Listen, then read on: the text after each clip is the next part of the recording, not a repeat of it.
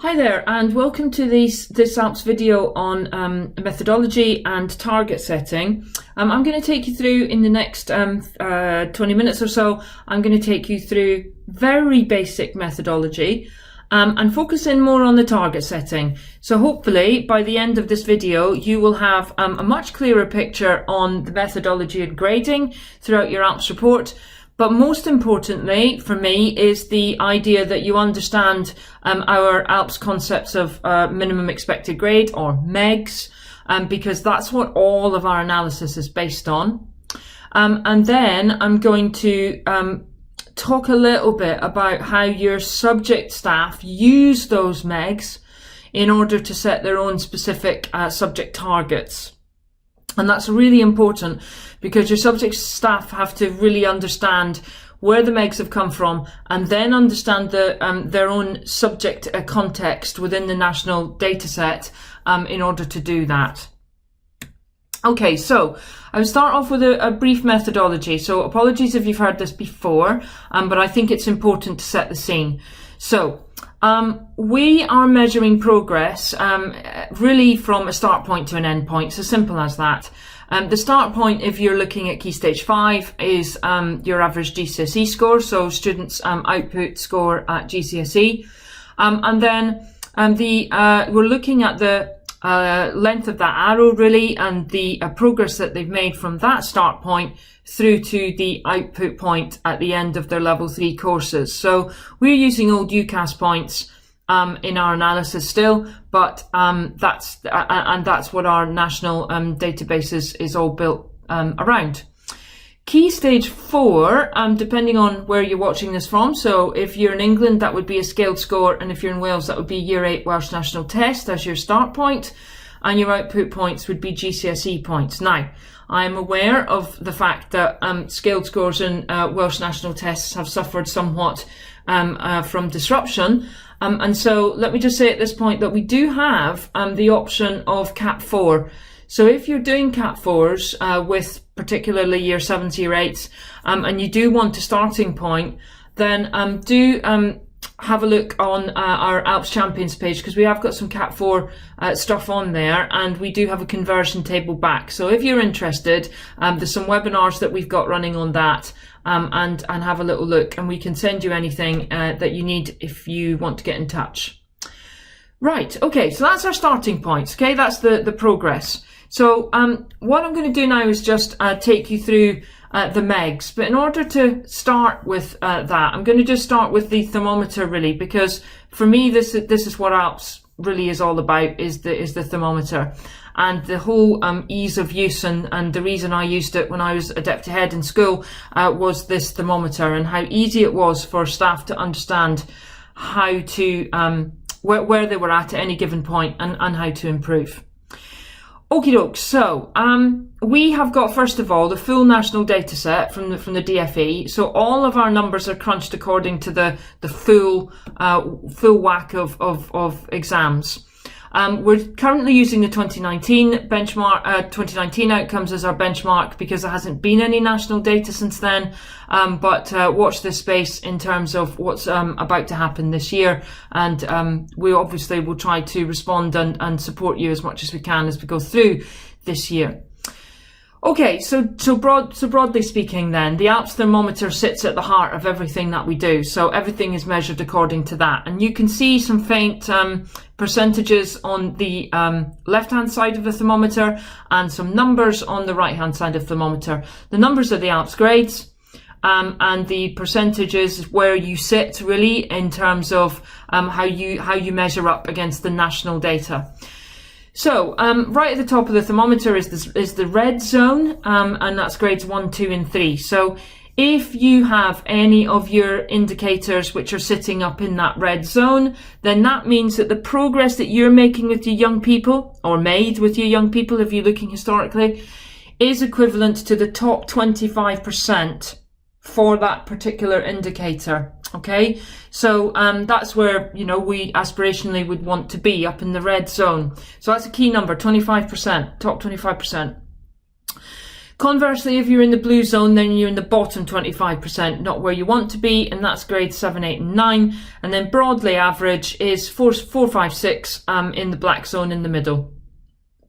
So as you go through Connect, this thermometer will then show you relative to that top 25%, bottom 25%, where you sit for any given indicator.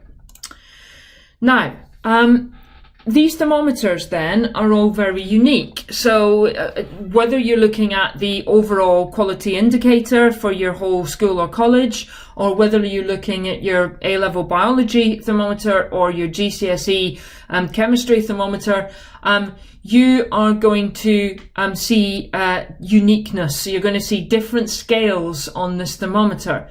And what I'm going to do now is I'm going to talk you through that scale, and I'm going to talk you through where some of the numbers are coming from. And to do that, I'm going to very much start with the minimum expected grade. I'm going to tell you how we get to the minimum expected grade, and then I'm going to come back to the thermometer and look at these scales and tell you where the numbers come from, okay? So let's start with the minimum expected grade. Okie dokie. Now, I've said already that we've got the national data set. So what we then do when we get that is we look at each individual school or college, let me call those providers, and we are looking at how much progress they make. Now, we first of all split students into prior attainment bands. This is an A-level one, but exactly the same principle is applied at BTEC or AS or GCSE. So for A-level, you can see the band range. So you can see the GCSE output points that students are getting, and that determines what prior attainment band they go into. This is the English A-level band, by the way. The Welsh ones have a slightly different range, but the principles again are the same. So we start with putting everyone into these 11 prior attainment bands. So what we're going to do now is we're going to take one of those bands and we're going to move through the numbers, and I'm just going to show you what we do to the national data for one of those bands, and then you can sort of extrapolate that in terms of all 11. I'm going to choose band 5, and we're going to take that 6.1 to 6.4 prior attainment range. So if you've got any young people in this category, then your results will be in the national data set. And what we're looking for, first of all, is what did you get, or what did all the providers in the national data set, what did they get as output points, average output points, with the young people that they had in that band 5 category, okay? And here's the range that they got, okay? So at the bottom end, the provider at the 0 line, so we're going to rank them. So at 0, the provider at 0 got 66.49 UCAS output points with their young people in that band 5 on average. The provider at the very top, on the other hand, got 106 UCAS points. And then you had all of the other providers ranked like a ladder in between. And what we then do is we apply these Alps gradings, so top 25%, bottom 25%. Okay, there's the red and the blue. So the provider at the 75th percentile got 92 UCAS points, so they are at the sort of boundary between black and red on the thermometer.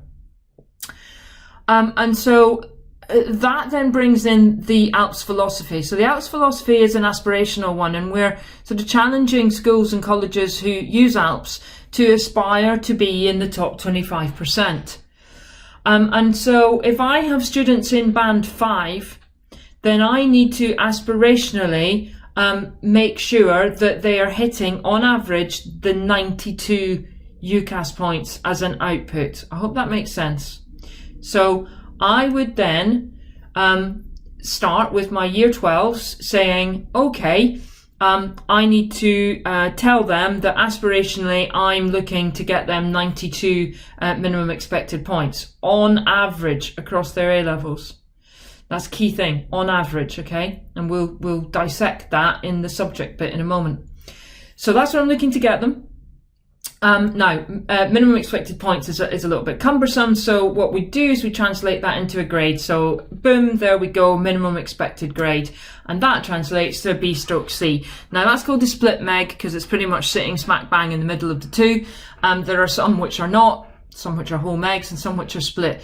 Whichever one you tell the students is up to you. Some people give students the split grade, some students use the upper of the two. It's entirely up to you, but that's the meg. Okay, so that's the minimum expected grade.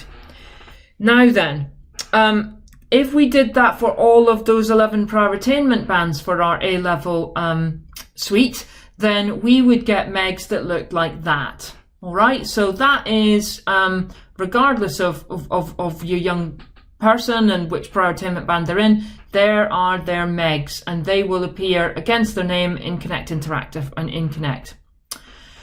So what we're basically saying is that if you, as a provider, get your students miraculously, on average, all of those grades, then you will be a top 25% progress provider. You'll be sitting in the top 25% nationally. So strategically, that's all well and good. However, what I want to now talk to you about is how that translates at the subject level. Because students make different or relatively different amounts of progress according to the subjects that they're studying nationally. So the progress pictures at a subject level are very varied indeed. And so it's really important for your subject teachers to understand how progress in their subject relates to that meg, so that they can set realistic and aspirational targets for their young people within their subject. So I'm going to take you through that right now, okay? Now, each subject, so I talked about unique subject thermometers, or unique thermometers really. So this is an example of a subject thermometer. So let's look at it just before we look at the words. So the subject there has the Alps grading on the thermometer, but it has a scale which runs from 1.24 down to 0.74. So that's called the Alps score, okay, the value added score. And if we then just look back at the words now, the Alps subject value added score uses a formula, and the formula rotates around 1. So there's the formula. So I'm not expecting you to remember the formula, but it's basically looking at what did we expect your students to get in terms of those minimum expected grades or points, and what did they actually get, and how do the two compare? And if they all got bang on what they should have gotten, you would get a 1. Okay, so let's look at the thermometer again and find where the 1 is. So here the 1 is exactly pretty much on the boundary of 3 and 4. If you had a 1, you'd actually just be into the 4, but you're pretty much in the top 25% for this subject here. But there were some departments in the country who got 1.24, and there were some who got significantly lower. So what we need to understand now is what our thermometers look like, and what does that mean for me as a subject teacher in setting my targets, okay? So let's have a look at that. So I've got 3 thermometers here. Just put the names on them. I've got Media Studies, Biology and English. Again, this is A-level, okay? But the same principles apply. Now look at the scores down the left-hand side of that thermometer. They're quite varied. I've deliberately chosen 3 that vary quite dramatically. And if I were to plot 1, that's, remember, everybody getting their meg, for those 3 subjects, that's what I'd get. I'd get that as a plot. So a 1 in Media Studies is almost, not far off, the bottom 25% of Media Studies departments nationally, whereas in Biology, I'm almost pushing the top of the thermometer off. And then in English, I'm sort of broadly national, slightly above national average, pushing towards the 3. So you can see that it's quite unique and it's quite different. So let's look at how to dissect that and look at what that means for us in terms of subject teachers setting targets. Okay. Now, a quick note on numbers then, because our subject teachers need to understand some of the numbers that are going on. So let's bring it back to this Media Studies thermometer with 1.25 at the top and 0.73 at the bottom. Okay, 1 we've talked about. Everybody hits their meg. Boom. Now, 0.2 is equivalent to 1 grade per student. Okay? So what that means is, and BTEC's 0.4, a grade per entry, but what that means is this. If we read this. So 1.25 is almost 0.3 above the 1, if that makes sense. It's 0.25 above the 1. And if 0.2 is equivalent to 1 grade, then 0.3, just to be rounding it up, is equivalent to a grade and a half. So the top media studies department in the country got a grade and a half above the meg on average with their students. What I'm interested in is being a red hot media studies department. So what's my magic number at the 3-4 boundary? It's 1.09. So let's round that to 1.1. So it's 0.1 above the meg. Okay, and therefore half of my students, that's 0.1's half of 0.2, half of my students need to be above their meg. I hope that makes sense. So as a media studies teacher, it's really important that I know that, because if I'm going to be aspirational and trying to get students into the top 25% to give them the best chance of university courses or whatever they're going on to next, then I want to be matching that top 25%. And therefore, rather than setting a target of, let's say, a meg, I might set my target above the meg. So, in order to be aspirational, I need to understand that context. In biology, I might set a target at the meg, because I know that if everybody got their meg, I'd be like way up there on the thermometer. But in media studies, I probably need to go above the meg. Maybe not with all of my students, but certainly with at least half of them.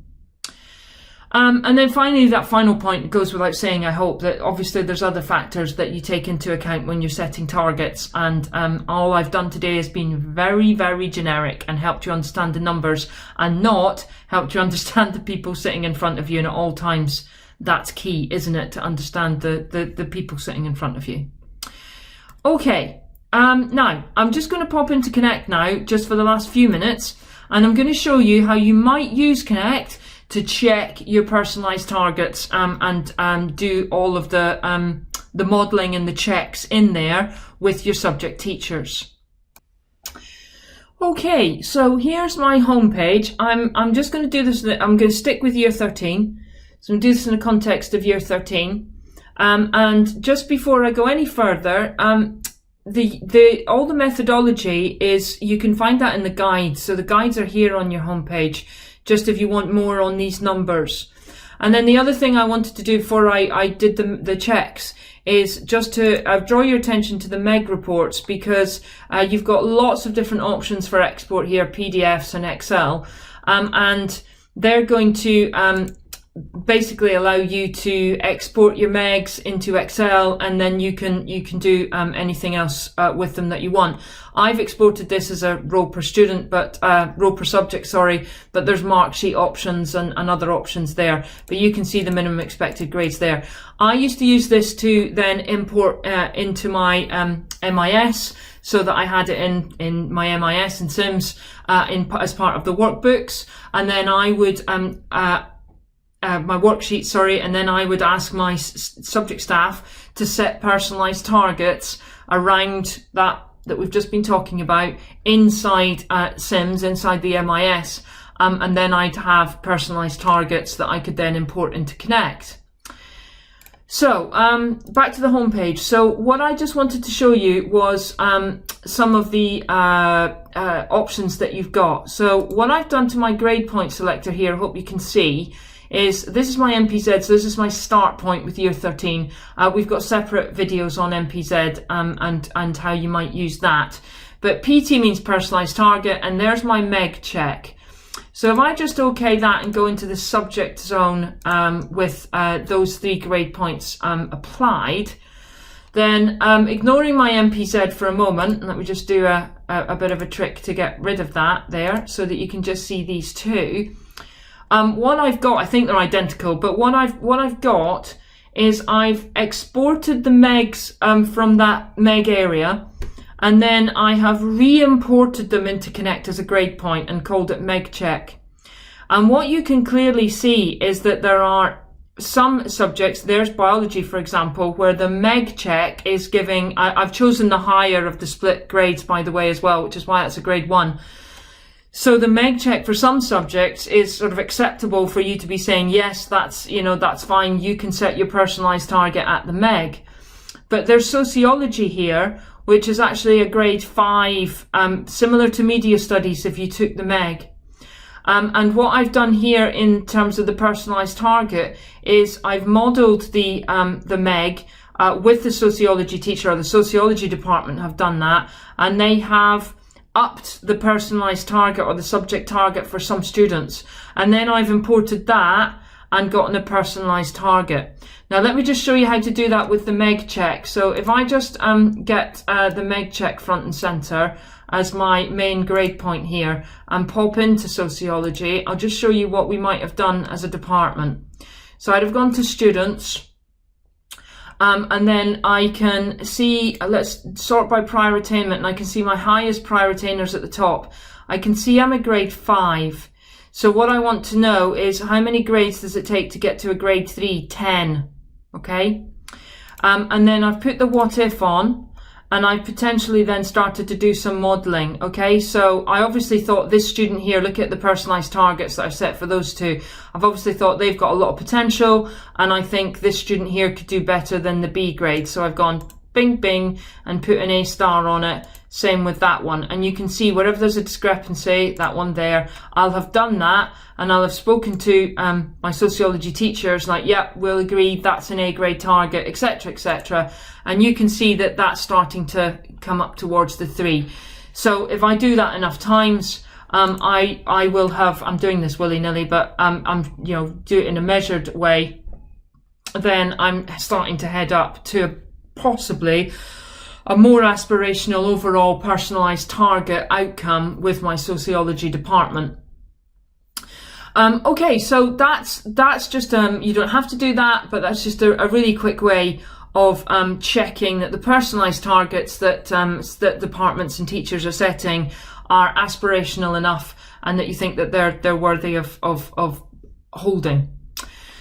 That's everything. That's the whole of the personalised target setting that I've got for you. There is a briefing paper on the Champions page where you will have picked this video up from.